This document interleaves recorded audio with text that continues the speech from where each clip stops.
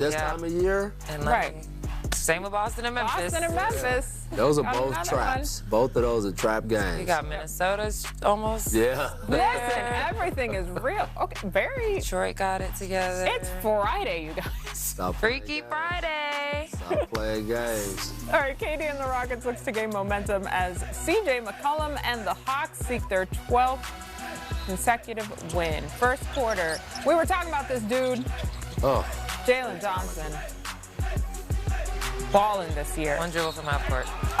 Literally. One dribble from half court is crazy. That is crazy. Katie's moves are just a different level. Second quarter now. There's CJ. friend of the show, CJ McCollum. Don't do that. A little later, Another one dribble again. a slam. Come on. Easy back. We're off to the third. Okongwu. Whoa. Oh! Shank, get out the way. That's, wow. Watch out. That's, all right. Halfway through the quarter, KD back at it. 25 points through the third. Look at him. Nice assist over to Jabari for the three. 26 away from 51. Right, Yep. great math. Still in the third. Tari Eason. Hello, sir. He needed a game. He did. He got rolling tonight, for sure. And there's a lot of season left for him. Okay. That was a little Oh. reverse. He said, I got time. Why not?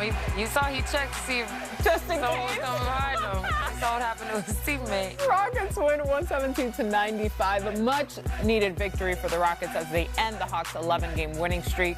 KD finished with 25 and is now just 26 points away from passing Michael Jordan for 5th on the all-time NBA scoring list. Wow. So the Rockets bounce back from back-to-back losses against the Lakers with a resounding win to sort of halt the league's hottest win streak. That puts them at an even 5-5 split in their last 10 games, Coach. You highlighted Coach Ime's role in this win for sure. Yeah. Specifically before we went live, what stood out to you about this? That was an Ime win. You could see the level of competition that they brought to the game, the edge that they brought to the game. They were picking Atlanta up. They were imposing their will. They controlled the line of scrimmage, if we want to go back to the football terms. But I could just see it. That's after 2 losses to that Laker team, which I know in Ime's mind, I'm telling you, I know how Ime thinks. He thinks he lost to a soft team in the Lakers. Because that's how he looks at the teams like that. He truly fires his teams up to be the toughest team in the league. So he looks at Luka as more like a finesse player and like stylish and profiling. That was boiling with him losing to them twice. And so you could see the level that they brought today, that coach and the staff really prepared them for this game. I want to play a little game of what if, as in, how much do you think a healthy Fred VanVleet would have changed this team's chances to contend this season, Lexi? I think it changes it completely. They need they don't have a regular point guard. They don't have a backup point guard. They're doing a pretty good job of running the one by committee, but that is very hard to win a championship when you do not have a floor general out there. So yeah, a what if game. I love what ifs. I know. But, you know, prayers up to Fred VanVleet's recovery time. Obviously, take your time because it's your body, but they need you out there, Fred. Well, the big part is that this man's done it. He held the trophy. Like, that's more than anything. That experience when you're trying to get to a place, to have a guy that's already done it and he's running your show. And he understands how to win close games. He understands the details that goes into scouting reports and executing scouting reports. He understands adjustments and can execute adjustments. Like, that stuff matters when you talk about winning a title, competing for a title. And so, yeah, that presence is definitely missed. And again, I do think Ime and the staff deserves a lot of credit for how they've worked around not having a bona fide point guard. All right, let's check in on Raptors Nuggets. It's over on Altitude Sports and Entertainment. Chris Marlowe and Matt Devlin are on the call. Skycam presented by Ball Corporation. Let's take a look at that last bucket. Gonna just force the issue. See, Pirtle just kind of just wait and just forgets about Aaron Gordon. Joker trusts him. 2-point lead for Toronto. Toronto on a 3-game win streak. They lost 5 in a row to the Nuggets, however. Now quickly up and down. No, got it off just in time, and he knocks it in.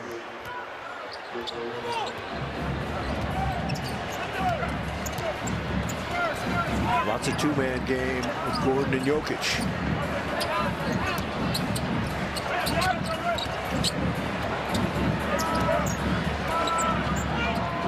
Christian beat the clock. That's no good. Brandon Ingram's got it. Picked up by Gordon.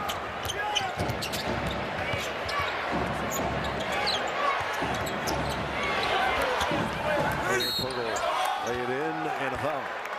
Just a lot of people standing around behind the scenes and just kind of frustrating. Let's go over to Vic. Fellas, you guys have used the word already a couple times, and it was the buzzword during the last huddle, energy. David Adelman asking his boys, let's show some energy right now. It looks like a listless team. Well, listen, I know they're fatigued. Vic, you and I were talking about it at halftime. We understand this, but radio showed them this morning. Turning that switch on and off ain't always easy because sometimes there's a power outage, right? That switch doesn't go on, so Denver's got to find something, pick it up, and get a little energy here in the last 18 minutes of this game. So Toronto with a little burst here. So if you're just joining us, we are now watching this together, this Toronto and Denver game. This is what we do all the time here on the Association. We are your direct look into the action, game day action, and all of the conversations around the league every single night. Now, guys, coming into tonight's matchup against the Raptors, the Nuggets split their last 10 games with key losses against the Lakers, Timberwolves, Thunder, and a blowout defeat against the Knicks. Health, obviously a huge issue for this team. Peyton Watson is missing his 19th straight game. Joker, Cam Johnson, Aaron Gordon have all missed significant stretches throughout the season because of their own injuries. With that in mind, what's been your assessment, Coach, of these Nuggets up to this point this season? I mean, well, they're the #1 offense in the league, all right? So injuries, no injuries, that part of their game has not suffered at all. They have to guard better. They're like 21 or 22 defensively right now. And I think, I always talk about the Lakers' foot speed. When you look at the Nuggets, they don't have necessarily guys that are necessarily quick lateral defenders, right? They got big, long guys, but when it comes to teams that's got to, you got to deal with that real quickness that the NBA presents, they don't have that. And then Joker's not a rim protector, right? So, we talk about point of attack defenders.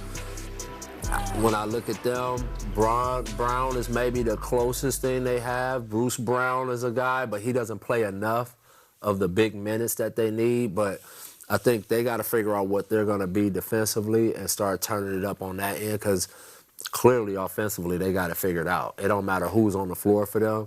All of those names we just listed with injuries, and they're still #1 in offense. That system is speaking for itself. They have to figure out the defensive end. Even if we just take that sample size of when Joker was sitting on the bench with a little turtleneck and blazer on, you could see that there was not a drop-off there. No. He was just watching, okay, when I get back in there, Lexi. It's been impressive, but there is still, to Coach's point, that missing link. I mean, I think that's the best thing about Joker. He has the ball a lot. He's a volume scorer, but he keeps everybody involved. Right. So in the rare cases where he does miss a significant amount of time, the offense is still going. His teammates have confidence. But I agree with Coach. Like, as good as they are offensively, they still have a lot of work to do defensively. And at the end of the day, when it comes down to a 7-game series in the playoffs, fatigue sets in, shots aren't falling, you have to be able to lean on your defense, and they just don't have that capacity right now. And who do they have to beat? Off the bounce San Antonio, off the bounce OKC. Yeah. And even, although it's not the same attack, off the bounce Luka. You have to guard the ball and be able to keep that ball out of the paint. And that's something they're going to have to figure out, which I think the Lakers are starting to figure out a little bit how to protect their guys. Denver's going to have to, figure out some things defensively as well. Time's ticking. We're getting real close. All right, coming up on the Association post-game, Coach is going to give us a comprehensive breakdown of Wemby's game winner against the Suns last night. Don't go anywhere. The Association.